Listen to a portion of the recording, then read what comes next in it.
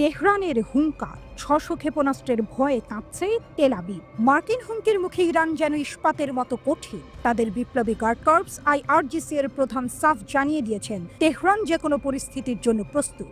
শত্রুদের হুঁশিয়ার করে তিনি বলেছেন, ইরানের সঙ্গে পাঙ্গা নিলে তাদের চরম অপমানিত হতে হবে। দক্ষিণ পূর্ব শহর মাশহাদে এক সমাবেশে মেজর জেনারেল হোসেন সালামি যেন আগুনের গোলা ছুড়লেন। 2015 সালের পরমাণু চুক্তি নিয়ে আলোচনা ভেস্তে গেলে ওয়াশিংটন ইরানের ওপর হামলা করতে পারে, এমন হুমকির জবাবে তিনি গর্জে উঠলেন। আমরা শত্রুকে হাড়ে মজ্জায় চিনি, তাদের প্রতিটি চাল আমরা নজরে রাখি। আলোচনার টেবিলে কূটনৈতিক কথাবার্তা চললেও আমরা বুক চিতিয়ে অধ্যত্বের সঙ্গে দাঁড়িয়ে আছি। সাহস করে যে ইরানের দিকে চোখ রাঙাবে তার অধ্যত্ব ভেঙে গুঁড়িয়ে দেব, হুঙ্কার ছাড়লেন সালামি। জেনারেলের দাবি, গত 1 বছরে ইরানের শক্তি বহুগুণ বেড়েছে, আর তাদের শত্রুরাও নাকি তা হাড়ে হাড়ে টের পাচ্ছে। শুধু তাই নয়, ইরান নাকি একাই 100। প্রতিরক্ষার জন্য তারা অন্য কারো ওপর ভরসা করে না। তবে হ্যাঁ, প্রয়োজনে প্রতিরোধের ফ্রন্ট ঐক্যবদ্ধভাবে দাঁত ভাঙা জবাব দেবে। সম্প্রতি ইসরায়েলি হামলায় প্রতিরোধ ফ্রন্ট দুর্বল হয়ে পড়েছে এমন কথা উড়িয়ে দিলেন সালামি। বরং সাম্প্রতিক হামলাগুলো প্রমাণ করেছে প্রতিরোধ আরও শক্তিশালী হয়েছে। তার ভাষায়, শত্রুরা ভেবেছিল প্রতিরোধ ফ্রন্ট বুঝি দুর্বল হয়ে গেছে, কিন্তু তারা দেখলো গাজা আরও শক্তিশালী হয়েছে। ইয়েমেন এখন আরও নিখুঁতভাবে ক্ষেপণাস্ত্র ছুঁড়ছে, আর হিজবুল্লাহ তাদের শক্তি পুনরুদ্ধার করেছে। তবে আসল বোমাটা ফাটালেন ইসরায়েল প্রসঙ্গে। জেনারেল সালামির চোখে ইসরায়েলি সরকার নাকি উত্তেজিত এবং ক্ষুব্ধ।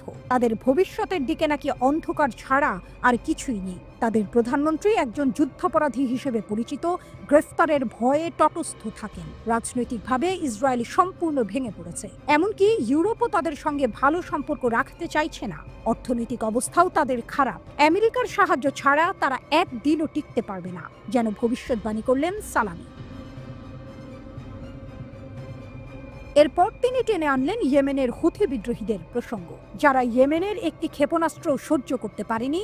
তারা 600টি ক্ষেপণাস্ত্র একসঙ্গে পড়লে কি করবে, প্রশ্ন ছুড়ে দিলেন জেনারেল। সম্প্রতি বেন গুরিয়ন বিমানবন্দরে ইয়েমেনি ক্ষেপণাস্ত্র হামলার কথা মনে করিয়ে দিলেন তিনি, যেন এই 600 ক্ষেপণাস্ত্রের হুঙ্কারেই তেল আবিবের রাতের ঘুম উড়ে যাবে। শুধু ইসরায়েল নয়, আমেরিকার দিকেও কামান দাগলেন সালামি। তার মতে, মার্কিন প্রেসিডেন্ট ডোনাল্ড ট্রাম্প শুধু সমস্যাই বাড়িয়েছেন, আর এখন নাকি খোদ আমেরিকাই টালমাটাল। দুর্বল সেনাবাহিনী আর ক্ষমতাহীন নেতাদের নিয়ে ঢুকছে।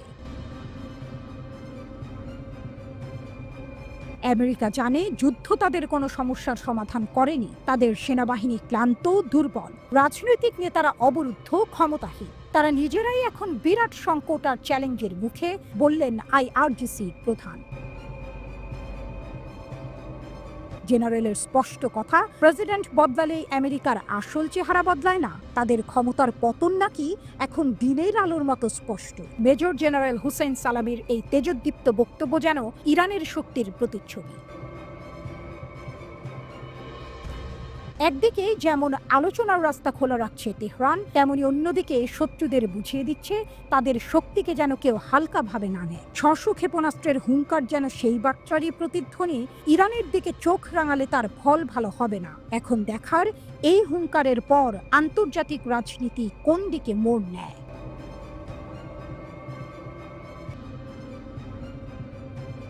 মরু ঝড়ে টাকার ঝলকানি, অস্ত্রের ঝনঝনানি। মরুভূমির বুকে তখন পড়ন্ত বিকেল, লালচে আভা ছুঁয়ে যাচ্ছিল রিয়াদের আকাশ। ঠিক সেই সময়েই ঘটল এক ঐতিহাসিক ঘটনা। মার্কিন প্রেসিডেন্ট ডোনাল্ড ট্রাম্পের রাজকীয় আগমন যেন মরুভূমিতে টাকার বন্যা বইয়ে দিল। আর সেই বন্যার তোড়ে ভেসে গেল $142 বিলিয়ন। হ্যাঁ, ঠিকই শুনেছেন, $14,200 কোটি বিশাল অস্ত্র চুক্তি। যুক্তরাষ্ট্র আর সৌদি আরবের মধ্যে বন্ধুত্বের হাত আরও শক্ত হলো। তবে সেই বন্ধনে কি মিশে রইল যুদ্ধের গন্ধ? মঙ্গলবার রিয়াদের সৌদি মার্কিন বিনিয়োগ ফোরাম সাক্ষী থাকলো এক মেগা চুক্তি। যুবরাজ মোহাম্মদ বিন সালমানের পাশে দাঁড়িয়ে ট্রাম্প যেন ক্ষমতার নতুন সমীকরণ লিখলেন। শুধু অস্ত্র বিক্রি নয়, আরও $600 বিলিয়ন বিনিয়োগের প্রতিশ্রুতিও এলো সৌদি আরবের পক্ষ থেকে। যুবরাজ তো বলেই দিলেন, আগামী কয়েক মাসে এই অঙ্ক $1 ট্রিলিয়ন পৌঁছতে পারে। ভাবুন একবার, কত টাকার খেলা।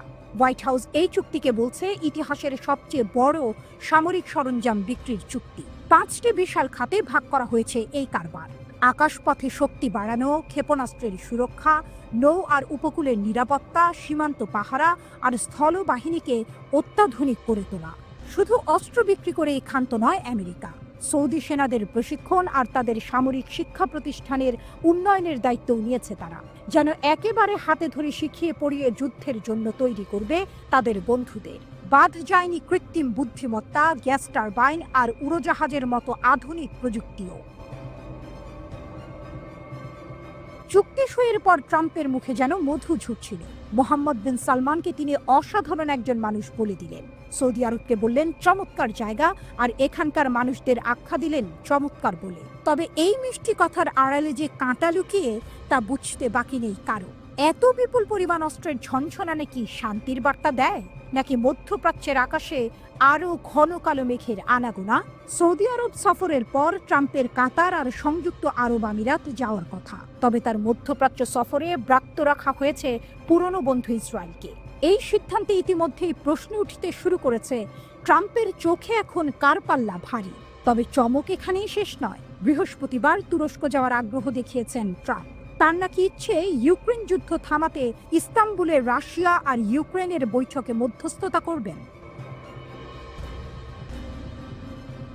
জানুয়ারিতে ক্ষমতায় বসার পর থেকেই নাকি তিনি এই যুদ্ধ থামানোর জন্য মরিয়া। তবে কি অস্ত্রের ব্যবসার পাশাপাশি শান্তির দূত হতে চাইছেন ট্রাম্প? এই টুইস্ট কিন্তু বেশ ইন্টারেস্টিং। তবে মধ্যপ্রাচ্য সফরে ইরানের পারমাণবিক প্রকল্প নিয়ে যে আলোচনা হবে, সে কথা ট্রাম্প আগেই জানিয়ে দিয়েছেন। কিছুদিন আগেই ওমানের মাস্কাটে আমেরিকা আর ইরানের প্রতিনিধিদের মধ্যে এ নিয়ে বৈঠকও হয়েছে। আর ট্রাম্পের হুঁশিয়ারি, কূটনৈতিক পথে সমাধান না হলে সামরিক পদক্ষেপ নিতেও নাকি তিনি পিছপা হবেন না। একদিকে এত বিশাল অস্ত্রের চুক্তি, অন্যদিকে যুদ্ধের হুঙ্কার। মধ্যপ্রাচ্যের পরিস্থিতি যেন এক আগ্নেয়গিরির উপর দাঁড়িয়ে। অন্যদিকে এই চুক্তির ফলে আমেরিকার অর্থনীতি যে চাঙ্গা হবে, তাতে কোনো সন্দেহ নেই। সৌদি আরব তো এমনিতেই আমেরিকার অস্ত্রের সবচেয়ে বড় খদ্দের। তবে প্রশ্ন উঠছে, এই বিপুল পরিমাণ অস্ত্র শেষ পর্যন্ত কোথায় ব্যবহার হবে?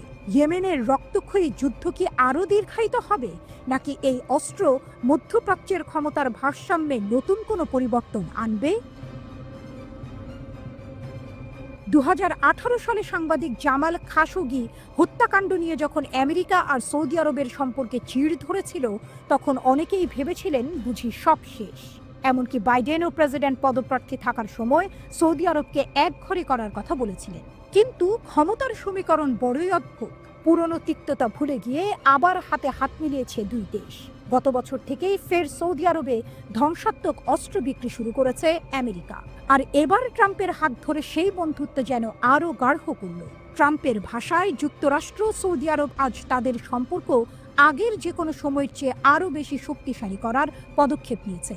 তবে এই শক্তিশালী বন্ধন মধ্যপ্রাচ্যের জন্য কতটা শক্তি বয়ে আনবে, সেটাই এখন দেখার। গাজাবাসীর ভবিষ্যৎ নিয়েও ট্রাম্প কথা বলেছেন বটে। সিরিয়ার উপর থেকে নিষেধাজ্ঞা তুলে নেওয়ার ঘোষণা দিয়েছেন, ইরানের সঙ্গেও নাকি চুক্তি করতে চান। কিন্তু এত সব কথার মাঝে অস্ত্রের ঝনঝনানি যেন অন্য সুর শোনাচ্ছে। মোট কথা, ডোনাল্ড ট্রাম্পের সৌদি আরব সফর যেন এক নতুন দিগন্ত উন্মোচন করল। টাকার পাহাড় আর অস্ত্রের সম্ভার নিয়ে দুই দেশের বন্ধুত্ব আরও মজবুত হল। তবে এই বন্ধুত্বের পরিণতি কি হবে? মধ্যপ্রাচ্যের আকাশে শান্তি নামবে?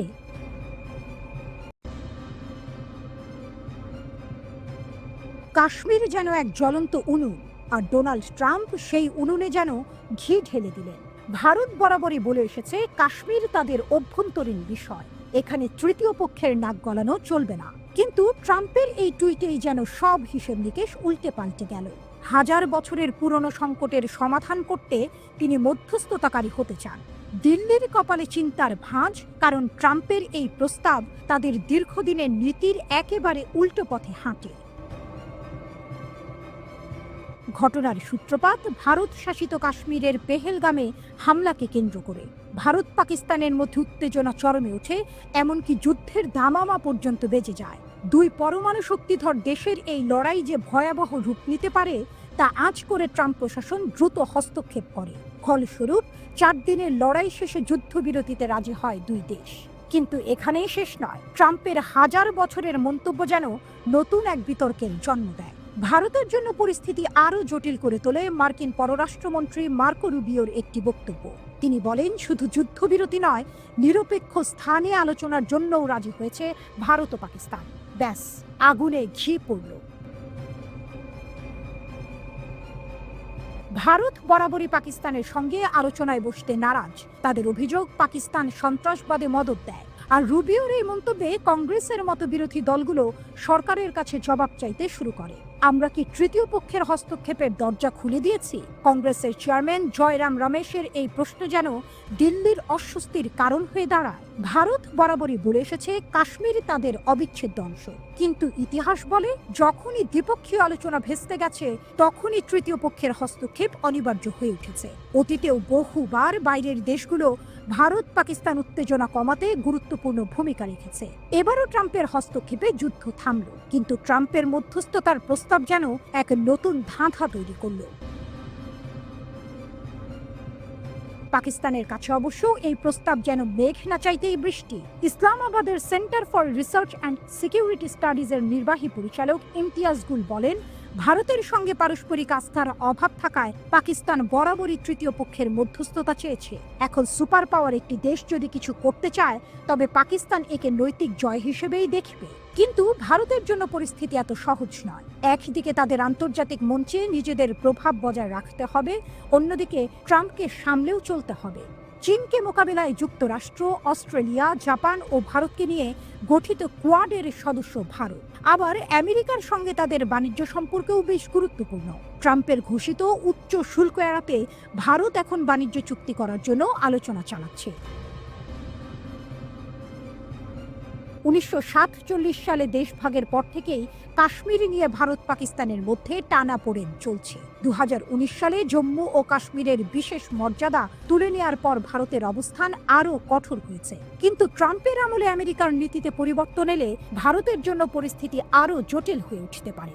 ভারত এখন এক কঠিন পরীক্ষার মুখে। ট্রাম্পের মধ্যস্থতা মেনে নেওয়া নাকি নিজেদের নীতিতে অটল থাকা, এই দুয়ের মধ্যে ভারসাম্য বজায় রাখা মোদী সরকারের জন্য এক বড় চ্যালেঞ্জ। সিন্ধু জল বন্টন চুক্তি বা কাশ্মীরের মর্যাদার মতো স্পর্শকাতর বিষয় নিয়ে আলোচনা শুরু করলে দেশে তুমুল সমালোচনার ঝড় উঠবে।